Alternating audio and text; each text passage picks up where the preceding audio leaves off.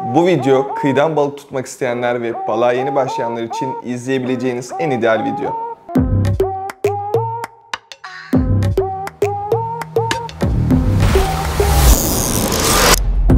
Evet arkadaşlar, yanlış duymadınız. Sizin için bilgi dolu bir video daha derledik.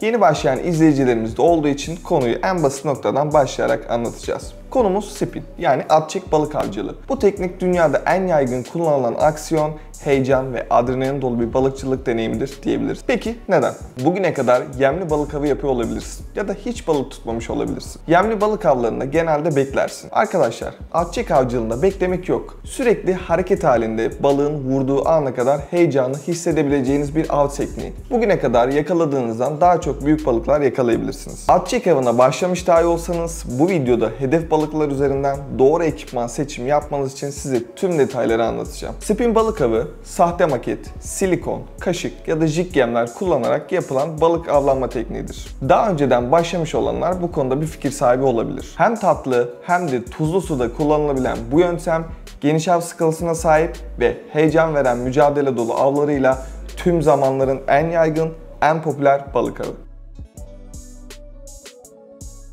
Temel olarak spin balık avı nasıl yapılır? Arkadaşlar, sahte balık yemleri kamışla ve makine sayesinde atarsınız. Zaten at-çek adı buradan geliyor. Ama yemli avdaki gibi beklemeden sahte yeme aksiyon vererek yüzdürürsün. Yani sürekli atma çekme durumu söz konusu. Spin balık avı hem tatlı hem de tuzlu suda kullanılabilir. Levrek, alabalık, sudak, turna, lüfer, baraküda, akya, kofana, palamut, orkinos ve daha birçok balık türü avlanabilir. Spin balık avı oldukça aktif ve heyecan verici bir balıkçılık yöntemidir. Balıkçılar sürekli sahte yemi suda hareket ettirirken balığın takibini ve saldırısını bekleyerek sürekli tetikte kalmalıdır. Balığın ilk vurduğu anı iliklerinize kadar hissedersiniz. Balığı yakaladıktan sonra ise kıyıya alana kadar mücadele heyecan vericidir. Yapan arkadaşlar izliyorsa onlar zaten bilir. Spin balık avının temel tekniklerini öğrenmek aslında çok kolaydır. Biraz araştırma ve alıştırma ile herkes spin at-çek balık avında kısa sürede başarılı sonuçlar alabilir. Tabii yemli avlardaki gibi değil durum. Söz konusu at-çek olunca buna uygun ekipmanlar devreye giriyor. Bir adet spin olta kamışı almalısınız. Spin olta kamışları sahte yemleri atmak ve balıklarla mücadele etmek için özel olarak tasarlanmış kamışlardır. Farklı uzunluk ve atış aralıklarında spin kamışları mevcuttur. Bir diğeri spin olta makinesi almalısınız. Sahte yemleri atmak, geri sarmak, balıklarla mücadele etmek için özel olarak tasarlanmış makaralardır. Farklı ebatta üretilirler ve kullanacak kamışa ya da hedef balığa göre seçilirler. Makinenizde bir ip ya da misina olmalı. Son yıllarda neredeyse tüm balıkçılar ip misinaları tercih ediyor. Daha ince ve dayanıklı yapıları ve hafızasız olmaları kullanımı artıran en büyük etkenlerden. Esnekliğe sahip olmadıkları için mücadele esnasında da büyük avantaj sağlıyorlar. Biraz daha detaya indiğimizde lider misina almamız şart diyebiliriz. Florokarbon malzemeden üretilen lider misinalar kullanılan ip misinanın bitimine bağlanır, görünmezlik sağlar. Ancak görünmezlik dışında sürtünme dayanımı ve darbeleri absorbe etmesi gibi avantajları da vardır. Şöyle küçük klipsler de almalısınız. Elimde gördüğünüz gibi. İp ve liderlerden oluşan hattın en ucuna bağlanan klipsler sahte yemleri kolayca değiştirebilme imkanı sağlar. En son halkada tabii ki balığı kandırmak için bir yeme ihtiyacınız var. Daha önce bahsettiğimiz gibi spin balık avında birçok farklı sahte yem türü kullanılabilir. Bulunduğunuz bölgenin derinliğine, gündüz ya da gece ışığının durumuna göre ve en önemlisi de hedef balığa göre seçilirler. Çok karışık gibi dursa da çok karışık değil arkadaşlar. Önemli olan doğru malzeme seçimini yapmak. Bu konuda biz size yardımcı olacağız. Spin olta takımı için ihtiyacınız olan tüm malzemeleri biliyoruz. Ama bir balıkçı mağazasına girdiğinizde ya da online av malzemeleri sayfalarına girdiğinizde çok farklı özelliklerde ürünler var. Peki bizim için doğru olanı nasıl seçeceğiz? Başlangıç noktamız hedef balıklar. Doğru bir spin olta takımı oluşturmak için öncelikle hedef balığımızı ve kullanacağımız yemleri bilmemiz gerekiyor. Bir olta takımını kurarken dikkat etmemiz gereken en önemli konu kamış seçimi. Doğru kamışı seçmek için de o kamışla hangi balıkları avlamak istediğimizi ve hangi yemleri kullanmamız gerektiğini bilmeliyiz. Genellikle yeni başlayan amatör balıkçıların yaptığı hata önce takımı alıp sonra o takıma göre yem seçmek oluyor. Yeni başlayan balıkçılar için kamışı seçmeden önce yemleri seçmenin de zor olduğunu biliyoruz. Bu sebeple web sayfamızda tüm yapay yemleri hedef balıklara göre gruplandırdık. Bu hizmet kimsede yok, onu da buradan söylemiş olalım. Aşağıdaki linke tıklayarak hedef balığınıza göre tavsiye ettiğimiz yemleri inceleyebilir ve bu yemlerin ağırlıklarının ortalama değerlerine göre bir kamış seçebilirsiniz. Atar aralığı her kamış markasının üstünde olan bir değer. Size 10-30 gram gibi bir aralık gösterir. Kamışın üzerinde yazan bu değer, kamışın kaç gram yemleri atmaya uygun olduğunu gösteren değerlerdir. Bu seçim yaparken size ortalama bir değer göstereceğim. Öncelikle bilmeniz gereken detay şudur. Bir olta kamışının en iyi atış ve aksiyon performansını atar aralıklarının ortalama değerlerinde verir. Bu değerlere bakarak kamışın en iyi performansını kaç gramlarda göstereceğini bulmanın basit bir formülü var. Kamışınız diyelim ki 10-30 gram atarlı bir kamış. Burada yazan değer. En iyi performansını 10 ile 30'u topluyoruz. 40 gram toplam değeri 2'ye bölüyoruz. En ideal atar 20 gram sonucu çıkıyor. Yani atar aralığının ortalama değerini baz alıyoruz. Bu anlattığımız 10-30 gram atarlı kamışın atış performansıdır ve 15 gram atamayacağı anlamına gelmez. 10-30 gram atarlı bir kamış ile 10 gramdan 30 grama kadar yemleri atabilirsiniz. Ama en iyi atış performansını 20 gramda yakalarsınız.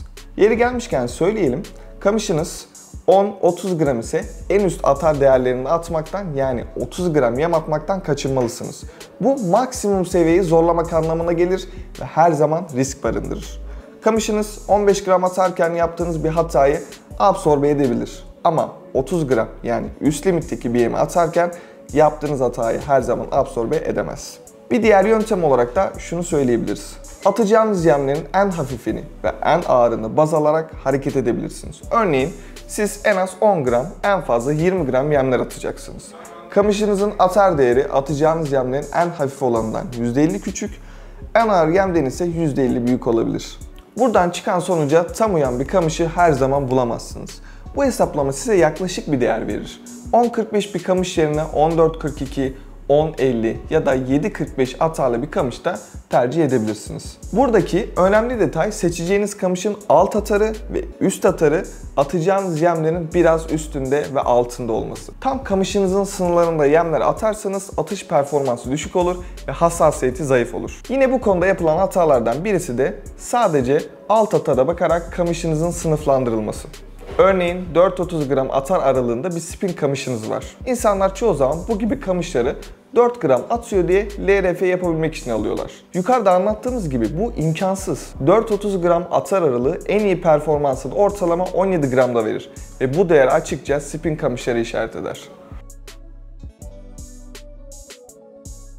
Alt atarın ya da üst atarın düşük olması ya da yüksek olması bir kamışın karakteristik yapısını gösterir. Alt atarı düşük olan kamışlar daha yumuşak yapıdadır.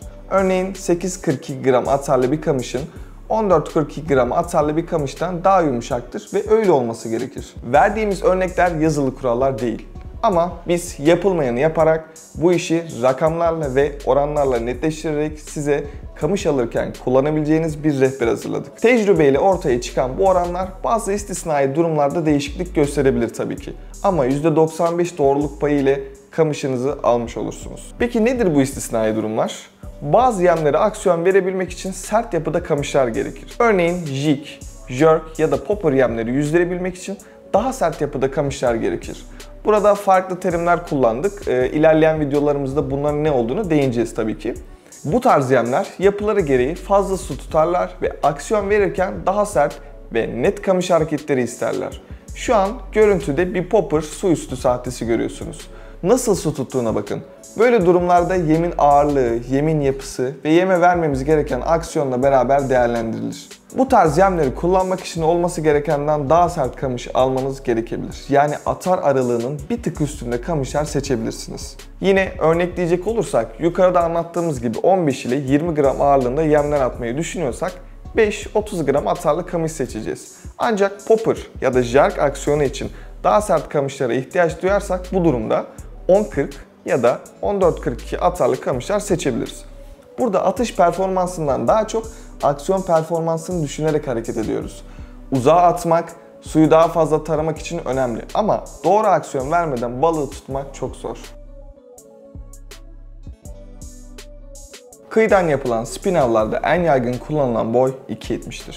Avladığınız bölgede kamışın hareket ettirebileceğiniz alan müsait değilse daha kısalarını seçebilirsiniz.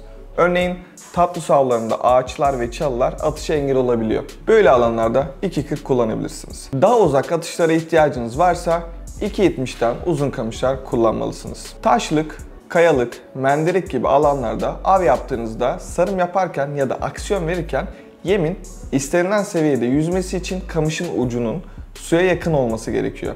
Eğer kamış ucu sudan yüksekte kalırsa yeminiz istediğiniz derinlikte yüzmez. Örneğin 1 metre dalarlı bir yem attığınızda kamışın ucu su seviyesine yakınsa 1 metre derinlikte yüzer. Ama kamışın ucu su seviyesinden daha yüksekse yeminiz de yükselir ve daha sığ yüzer. Kıyıdan yapılan spin avlarda kamış boyu için genelleme yapacak olursak normal şartlarda 2.70 uzunlukta olanları seçebilirsiniz. Atış alanınız müsait değilse 2.40 boylara inebilirsiniz. Uzun atışlar gerekiyorsa 2.70'ten daha uzun kamışlar seçebilirsiniz. Tekne ya da bottan yapılan avlarda atış alanı daraldığı için 1.80, 2.10, 2.30 gibi kısa kamışlar seçmeniz avantajlı olacaktır. Kamışımızı seçtiğimize göre makine seçimine geçebiliriz ama biz yeni başlayan arkadaşların işini kolaylaştırmak için levrek, lüfer gibi balıklara göre kamışları gruplandırdık. Artık yeni başlayan arkadaşların kamış seçmesi çok daha kolay. Sihirliolta.com adresinde ana sayfada ya da video altındaki linke tıklayarak kamışlarınızın hedef balığınıza göre filtreyebilirsiniz. Ama sizlerin ezbere kamış ya da makine almasını değil, işin mantığını da anlamasını istiyoruz. Bu sebeple tüm detayları anlatmaya devam edeceğiz. Makine seçimi, kamış seçimine nazaran daha basit. Çünkü kamışınızı seçerken takımınızın büyük oranda şekillendirmiş oluyorsunuz. Öncelikle ebat seçimi. Spin makinelerde ebat makara boyutunu işaret eder. 1000, 2000, 2500, 3000, 4000, 5000'den 30.000'e kadar çıkar.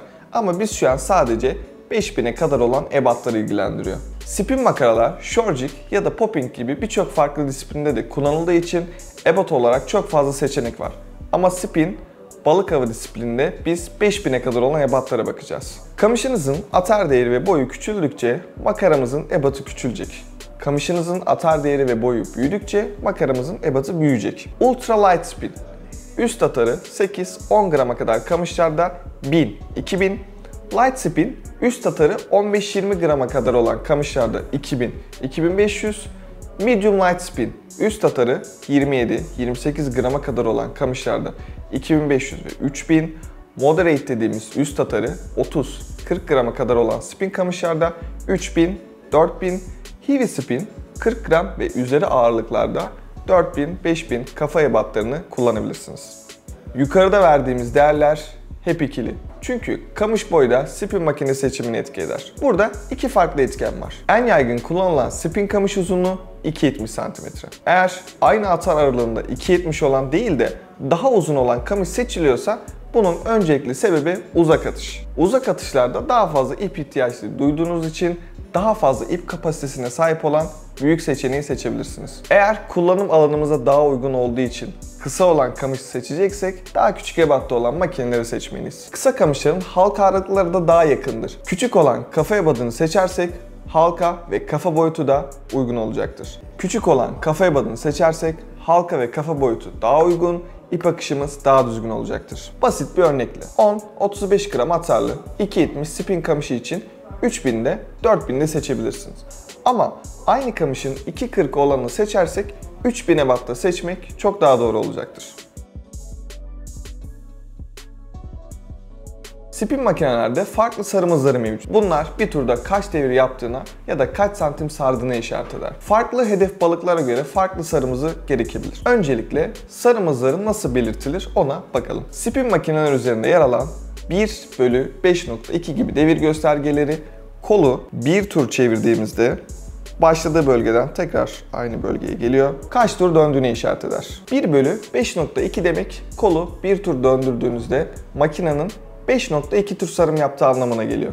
Eğer 1/6.2 deviri yazıyorsa bir tur çevirdiğinizde makara 6.2 tur sarım yapıyor. Yani bir turda daha fazla ip sarıyor anlamına gelir. Yine bütün spin makinelerde bir turda kaç santim sardığını açıklama detaylarını santimetre cinsinden görebilirsiniz. Sarım hızı 86 santimetre yazan bir makine kolu Bir tur çevirdiğinizde 86 cm sarıyordur. Genel olarak 1/5.2 devir olan spin makineler yavaş sarım, 1/6.2 devir olan spin makinelerde hızlı sarım olarak nitelendirilir. Peki bunlara bakarak nasıl makine seçimi yapacağız? Hedef balığa göre makine seçimi yapacak olursak levrek, sudak, turna, perch, kasna, mırmır, eşkina, çupra gibi balıkların avlarında yavaş ve sakin yüzen yemler etkili olduğu için yavaş sarım makineler tercih edilir. Lüfer, kofana, torik, yazılı orkinos, baraküda, akya sarı kuyruk, lambuka ve alabalık gibi balıkların avlarında hızlı yüzen yemler etkili olduğu için de hızlı sarım makineler tercih edilir. Kullanılacak yemlere göre makine seçimi, popper yemler, jerk aksiyonlu yemler ve jig yemler gibi hızlı devir makineler gerektirir. Bu yem türlerine sert ve uzun kamış darbeleriyle aksiyonlar verilir. Bu aksiyonlar seri hareketlerle tekrar eder. Seri aksiyon sırasında ipte oluşacak boşluğu hızlı bir şekilde toplamak için hızlı devir makineler kullanılır. Spin takımlarda ip ve lider seçimi de kamışınızın özelliklerine göre seçilebilir. Ama hedef balığınıza göre aşağı ya da yukarı yönde değişiklikler yapılabilir. Genel olarak kamışların gücüne bakarak seçim yapılabilir. Örneğin UL Ultra Light kamışlarda 0,06, 0,08. Light kamışlarda 0,08, 0,10, 0,12. Medium Light kamışlarda 0,12, 0,13, 0,14. Moderate kamışlarda 0,14, 0,16. Medium Heavy kamışlarda 0,16, 0,18. Heavy kamışlarda 0,18, 0,20. Ekstra heavy kamışlarda 0,20 ve üzeri ipler seçilebilir. Bu verdiğimiz değerler genel kullanım değerleri. Eğer hedef balığınız büyükse bir üstünü ya da hedef balığınız küçükse bir altını seçebilirsiniz. Olması gereken kullanabilecek en ince ip seçimidir. Eğer hedef balık ya da bölgenizdeki balıklar çok büyük değilse ince ip seçmenizin size mesafe ya da aksiyonda avantajlar sağlayacaktır. Lider seçiminde ise ipiniz ile aynı çeker değerlerine sahip liderler ya da kullandığınız ipin 2 katından bir tık kalın liderler seçebilirsiniz. Örneğin 9 kilo çekerli bir ip misini seçtiyseniz yine 9 kilo çekerli bir lider seçebilirsiniz. Ya da 0,16 mm kalınlığında bir ip seçtiyseniz 0,32, 0,33 ya da 0,36 kalınlığında lider seçebilirsiniz. Ve sıra geldi spin olta takımınız için klip seçmeye. Spin takımlarınız için olta klipsi seçerken yine ip seçiminde olduğu gibi kamış gücüyle denge kurarak hareket edebilirsiniz. UL Ultra Light kamışlarda 00 numara, Light kamışlarda 0 numara, Medium Light kamışlarda 0 ya da 1 numara, Moderate kamışlarda 1 numara, Medium Heavy kamışlarda 1 ya da 2 numara, Heavy kamışlarda 2 numara, Extra Heavy kamışlarda 3 numara klipsler seçebilirsin. Bir spin olta takımını kurarken ihtiyacımız olan temel bilgileri yukarıda sizinle paylaştık. Spin, alt çek balık avına dair gereken tüm bilgileri sizinle paylaşmaya devam edeceğiz. Hoşça kalın, rastgele.